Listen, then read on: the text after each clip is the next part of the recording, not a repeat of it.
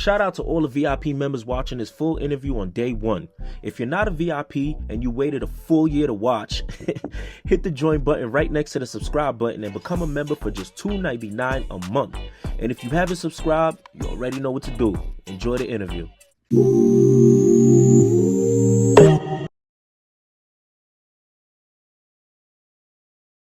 Talk about when the idea of music starts to dawn on you, like when you like, yo, you know what, let's try this shit. I was like 7 years old. Yeah. Damn. My uncle and shit, nigga found, I guess he was in my room and shit. So I ain't gonna lie, I was wild. Like my shit used to be fucked up. What, the ROMs? Nah, my room. Okay. Get toys, games and shit, mad shit, everything. Yeah. Fucking, he found my book and shit. It was just mad nursery rhymes though, like mad funny shit, but it rhymed, gangster. And they were like, yo, shit fake for me, but keep it going, like, for me, get your vocabulary right. For me, nigga gave me a dictionary and shit. And then it was like, just from there, I just kept going. SoundCloud, this was at the time where you could record on SoundCloud from your phone. I didn't even know you could do that. Wow. Hell yeah, you could record from SoundCloud on your phone and shit. That's what I was doing. Okay. That's how I started. Then I got booked and shit. When I got booked, they had studio shits, programs and shit too. For me. That's why I really started recording. Like, it wasn't the best sound and quality and shit, but it was better than me recording on my phone. Gotcha. And then I started like that. And then, for me, I had got into I forgot which one I got into first. I think it was Carnegie Hall. Okay. Oh wow. Yeah, I think it was Carnegie Hall. I did some shit at Carnegie Hall and shit. Like a live performance. Yeah. Oh wow. Matter of fact, I ain't gonna lie, this nigga Nas Blixky, gangster nigga Nas Blixky was there and shit too. He was in Juv3nil3 and shit, like, for me. But they had programs and shit, like, but you really had to like be on that, like, to get in that shit. Like, you really had to rehearse and do all that. Like, it was really mad. I ain't gonna lie, like, being in Juv3nil3, I done got into mad good shit. Like, I ain't gonna lie, like, gangster, and just being who I am though. Cause I ain't gonna lie, you ain't gonna be an asshole and get into places like that. Like, I ain't gonna lie. But word, I got into Carnegie Hall, and then like a year after, I was like 15 too, 16, gangster. And then the year after that, I had got into Radio City Hall in the Madison Garden shit. I performed there. I had Run DMC and shit like that. He was the one who was prepping me and like for the whole show. So I was doing mad practices and shit like that, like gangster. And it's crazy because for the Radio City shit, I couldn't curse. Okay. So my track, like, I couldn't curse. Like, it was clean. They had to be clean. Yeah. Gangster. But I did that shit, gangster. I did that shit. Wow. So at that time, I know you said, like, just rewinding, you said Nas Blixky was in there. Did y'all speak, or it was kind of Okay. Yeah. Oh wow. Okay. Hell yeah.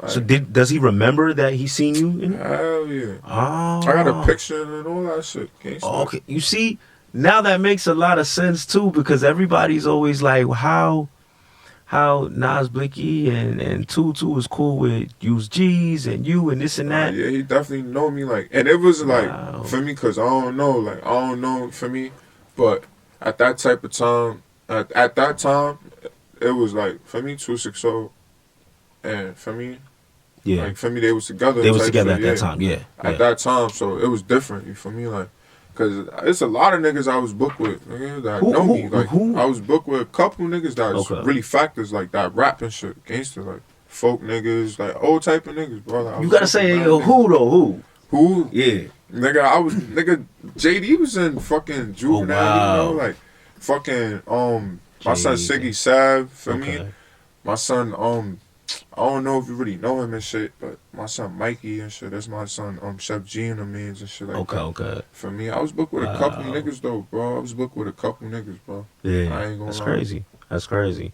But no, shout out to you, man, doing all that shit so young. Like, going through that experience, is it that moment where you like, yo, this shit could actually happen for me? Nah, hell yeah. Like, when I got into the Carnegie Hall shit, like, it was calm. Like, for me, it wasn't all that. But when I did the Radio City shit, I ain't gonna lie, like, it was mad roads, like, mad people, like, not when I performed, it was mad people, but like when I was rehearsing and shit like that, I'm just looking like, and they keep telling us like every performance, like, y'all gotta get it together, like the days coming closer, it's gonna be this many people here, and I'm just looking at the seats and shit, like there's really mad seats and shit, like, and this is my real first time ever performing in my life ever, like I performed before, but not in front of this many people, like gangster. So it was like different and shit. And it's like the day of when I did perform and shit, like my family was in the first row. So it's like I'm performing it, but I ain't gonna lie, I did good. But I'm performing, and it's like my moms and my grandmother, everybody in the front row just screaming and shit, like, oh my God, like screaming my God, all type of shit. But it was lit though, like it was a good experience. I ain't gonna lie, like no funny. I'm tight because I was still booked during that time. You feel me? Like I was still in Juvenile during that time, but they just let me, like, you feel me? They let me go to that shit to perform and shit like that. I was still booked, and I ended up just like doing a little dumb shit while I was still booked, added on time and shit. So it was like I fucked up my opportunity for that shit because they dad was fucking with me. Word. And it's crazy because when I came home, like probably like a year and a half or two, one of my sons that was performed too, he played guitars and he sing and shit like that. And he got signed to Neo and shit.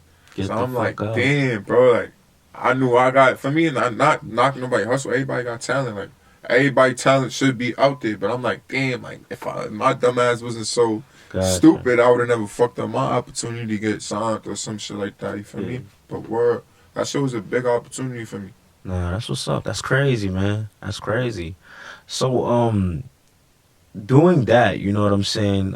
You say you perform here at Carnegie Hall. You perform at Radio Hall. All that. You go. You stay there. I guess they add on time. You come home. You see dude get signed, whatever the case may be. Now, when you get back home, are you hitting the studios and stuff? Nah, yeah, I ain't gonna lie. Once I came home. I came home to a bag and shit, so it was like I just got straight onto the music. So once I came home, I got straight onto the music, and I had. No, you say you came home to a bag? What you? Yeah, I came home to some bag money. Came home to some bread. So it's how like were you just? Huh? You mean when you came home you started doing something to get bread, or did you had a lawsuit or something? Like how you? Nah, like when I came home, like basically.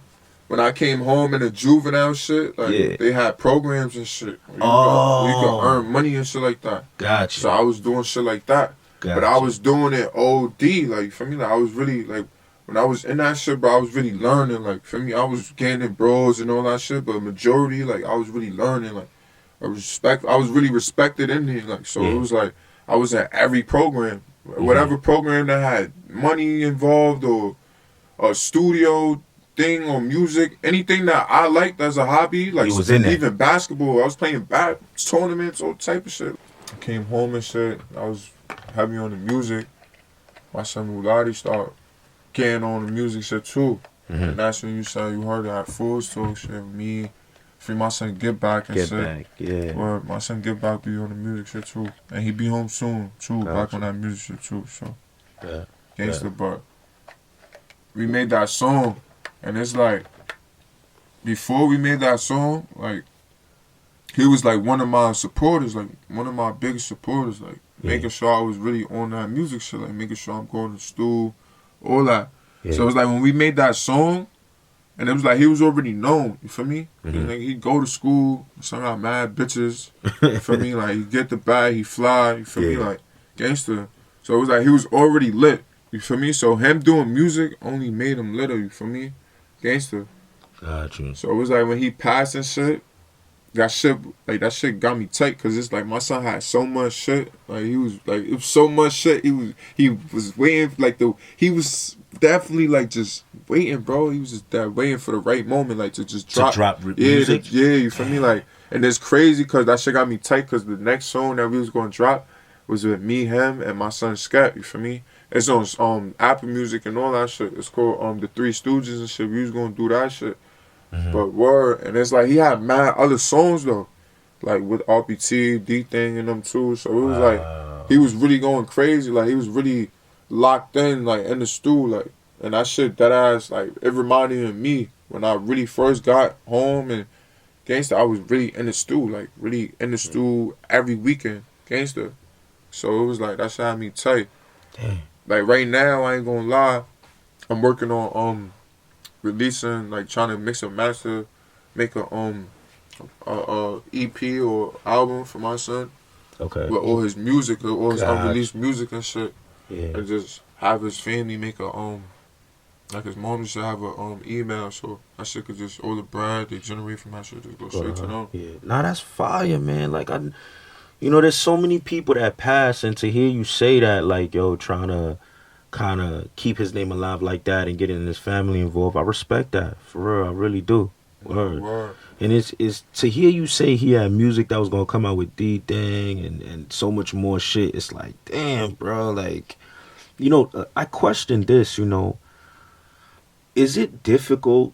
And the reason I say this is because we see this happen so many times. We seen this shit happen with the Bronx. Like, niggas get this close and then either lose their life or get locked up. Like, how hard is it to leave the street shit alone when you have music as an outlet? Is it really that hard? Because for us, we looking at it like, my nigga, you about to be a millionaire, like, leave that bullshit alone. But it happens so often. I want to know, like, is it just hard to get out? Is it just you so wrapped up in it that you can't? Or is it that you don't have the finances to get out, so you get caught up in the bullshit anyway? What would you think? What would you say it is? I mean, it's mad.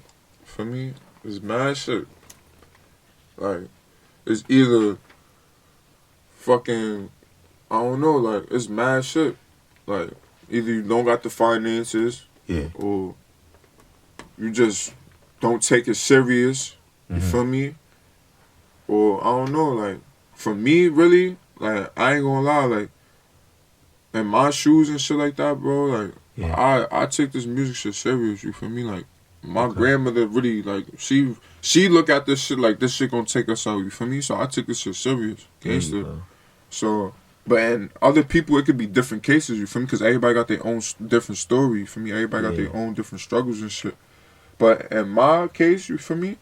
Like, nah, like, if you really got shit going on for yourself, like, you really proactive, like, you productive, you doing shit, like, and you got people around you that got good intentions for you, nah.